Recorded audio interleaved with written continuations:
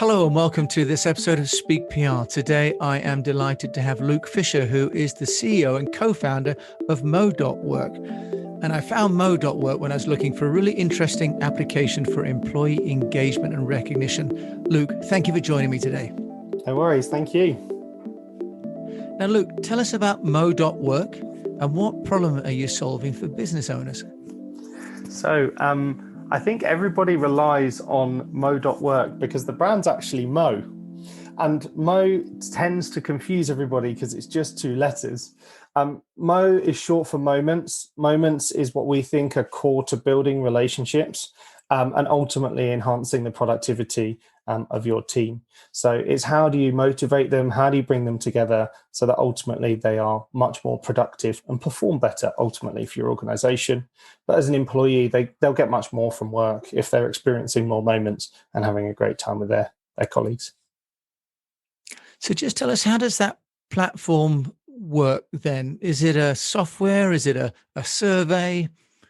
As people are more and more distributed and not going back to the office, maybe, it seems like Mo's time has come. Yeah, it's a great time for us, and we're busy at the moment. I think people are lacking energy, a sense of connection, even some of the conversations that you would overhear in the office about a deal that's been done here or a new person that's joining or whatever it might be. All of those little interactions in which you learn are lost. Like, conversations now are so productive and task orientated in the way that you have a Zoom meeting to talk about a thing and that's it. And you lose all of the other things that surround it. So at a practical level, we're a platform, SaaS platform. So you would access our website with a user account, you would download a mobile app, or you might see us integrated to a system like Slack. You can post and share experiences that matter to you. We tend to see moments that are worth celebrating from one end of the employee life cycle all the way to the other one. So from the moment that you first get your job to the first day that you have in the office to when you pass your probation, you get promoted, all the way through to when you leave. These things are worth sharing and they often bring people closer together.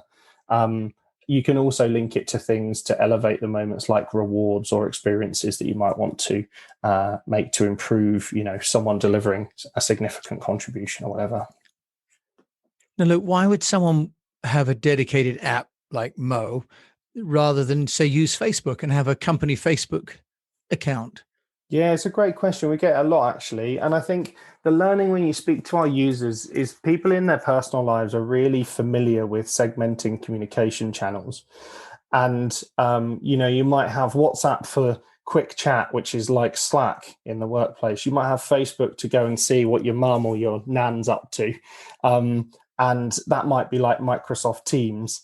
And then you save and reserve specific moments that you might capture with an image for, say, Instagram. And the way in which we think about Mo is for those high quality moments that are much more emotional than functional. So the way in which people understand us, albeit the functionality might be consistent, you're posting and people are interacting with it and so on, there's this level of reserve for high quality that tends to create that level of distinction. So the call out and the memorable is what we really want to capture, not the everyday interactions, the functional chat to get a job done like Slack does. So in terms of these high quality moments, I'd seen that one of the aspects is about recognition from the company to a member of the team, but also team to team. Yep. Which, as you say, is another big part of what's missing when people are all working from home. Can you just talk us through how does that work? Because that mechanic is really interesting. Yeah. So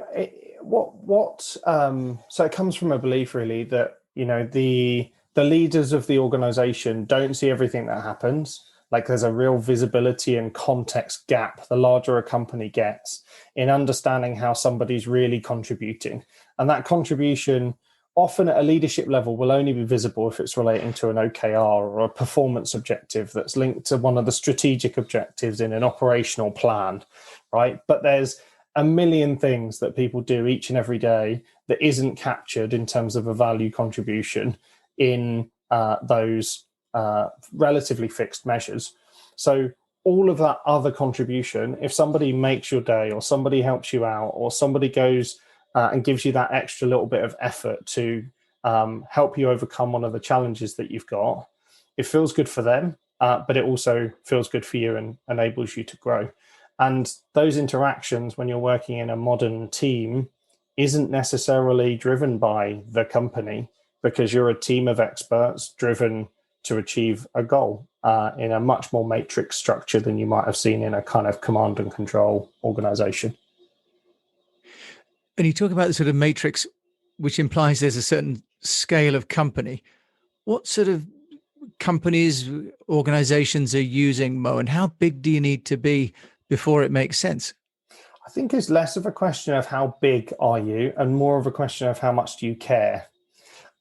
So if you are a people orientated leader and you know that you can't do everything, and therefore to deliver the outcomes in which you aspire to, other people have to help you get there, and you realize that in exchange for them doing whatever it is that helps you achieve the objective, they need something back, then we might be right for you. That's how I think about it. I mean, complexity and scale and multiple locations add to that difficulty. And for sure, the larger you get, the less awareness there probably is, or the more countries that you operate in, the harder it is to create those senses of connection and energy and momentum within the company that we talked about, the atmosphere and the conditions, the culture being one in which people thrive in. But you don't have to be a large business. We're a pretty small business and it works pretty well internally. Oh, okay. So you use it yourself. So what would you say, a minimum of maybe 10 people or 5 people, or is it simply that they need to just be maybe in different locations? I think, yeah. So generally, if you're, I mean, we've had a number of companies that use us that are kind of 10, 15, 20 people. I think the conditions are also important. If you're sat next to somebody every day, which of course at the minute none of us really are, unless you're in a key worker position, then that's when you start to see these things break, that sense of connection breaking. And then you should think about it. Sorry. Okay, and then you talked about multiple offices. What about language, Luke? Because more and more companies have got offices, even, for example, outsource teams in different countries with different languages. Is this sort of transnational, multilingual as a platform as well? Yeah, for sure. So the language bit is now actually relatively simple to fix. Like, there's loads of third-party services that can access your code base and can do a machine translation with a human check, within weeks. So we use something called SmartLing. There's other things called like Lingo Hub. So the app's in 15 different languages, I think. So yeah, those kind of things can be supported pretty quickly. Now, another aspect of Mo that I was interested in was ideas. I think that also you're helping companies on the ideation process internally. And of course, that's one of the old adages about, we need to be together because collectively, that's when we get stimulated. Mm-hmm. Can you just tell us how Mo is helping with that part of a business culture? Yeah, sure. So the key thing in the context of employee engagement is that you feel like you've got a say. So most of the research papers will talk about it in the context of employee voice. What it really means is that you have the opportunity to say your bit. There's loads of things that we would have seen in companies that we've all worked in where you have an idea that something could be better. So we just give people a place to share that, for colleagues to share their views on it through just very simple voting, like thumbs up, thumbs down, to give you a sense of just how important this is. And then they can layer on their comments and suggestions, evolve the idea together, and then someone can make a decision on the idea. And it's pretty flexible who can do that. The other thing that we've recently added is challenges concept. So leaders can put forward specific challenges so that they can encourage employees to come up with ideas relating to some of their challenges. So it's a really nice way to align top priorities for the organization with willing to suggest improvements throughout the organization. And do you have some kind of rewards program built in so that if someone did come up with the fourth solution to COVID, for example, could they get a six pack? What's the kind of any kind of coupons or prizes and things like that? We've avoided most of the traditional kind of points, mean, prizes type reward structure. What we talk about meaning over money. So how do you understand what's important to somebody? It really comes down to individual circumstance. So how something that might be motivating and meaningful to me might be very different to you, might be something you just don't want. And we think the same in terms of how people should be rewarded. It should be about what matters to them. So an example of that might be, the ability to take a day off, or the ability to take a course that you've been wanting to, that gets you accredited in the thing in which you do. Might be to go out for lunch or a few beers with your colleagues that you've been distant from for ages. So all of those things in our world would be a means of creating a moment and elevating it with some financial enablement from the company. Now, one of the things that interested me about these creative moments is you getting potentially some social media content. Are you finding that these moments are then being used by the company, for example, for recruitment, for example, or for even promoting what a great place it is to work? Yeah, so one of the fascinating things in the way in which, like recently, companies have got fairly savvy to employer brand and employee value proposition and how you articulate what it really means to be associated to this organization.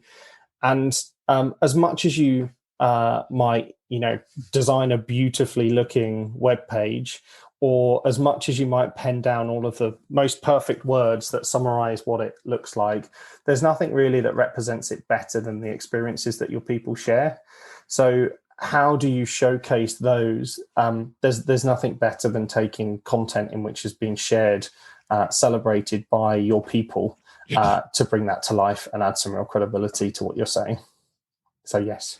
And can you give us any sort of a case study of what's the impact on the organization? We talk about engagement levels, right? And something crazy like 70-80% of all people who are working are not engaged at work, which is a terrible loss, of course, of productivity. Do you have any kind of before and after metrics for the impact of Mo at work? Yeah, we do. I think if I'm speaking honestly, like, people make investment in this market for either moral improvement or moral investment, or economic investment and economic gain. And I think many just want to create the environment for people to succeed and therefore don't seek to measure. Others aren't measuring because they're not commercially savvy enough to measure the impact. And then what is currently the fairly few that are measuring impact see results typically across what we brand as a value ladder. So they'll get a level of sentiment improvement first up. They then typically see a level of reduced churn, so people are less likely to want to leave. They will see improvements to employee engagement. So the survey that people typically do to measure the levels of employee engagement or satisfaction, we've got countless examples of improving that. And we think the big opportunity is, how do you motivate people such that they become more productive and therefore perform better? And that's our next big challenge, is proving with some confidence and good solid attribution to productivity improvement. Attribution to us. And the other one is, yeah. And in terms of, you talk about investment there, Luke, how much money are we talking about for your average company, and what's the pricing model? Yeah, sure. So we typically price based on the number of people. And it's probably at and around the price of a cup of coffee per person. So I went to Starbucks this morning. I was amazed that my coffee cost me more than £3. So less than that. Really? So that really is a very low cost entry for people to be able to roll this out, right? And that's a monthly program, presumably. Yeah, absolutely. So if you're 100 people, you're looking at 300 quid a month, or there and thereabouts. And can you give us some name checks? Any customers that are currently working with you using MoWork? I can. I'm trying to think desperately who we've got on our website and that I know that we've got permission to share. A good one. So we're recording this in the UK. So William Hill. So William Hill will be a great example. So we're live with them across 5 countries: UK, US, Philippines, and can't remember where their other locations are in Europe. SHL is another business that we often talk about. So they play in the HR tech space. I think they're in about 25 countries around the world. So yeah, lots of them. Have a look at the website. It's got a much better memory than I have. Okay, I will do. And where do you see the impact of COVID affecting your business, Luke? What do you think you'll need to do in the kind of human resource engagement that's driven by the impact of COVID?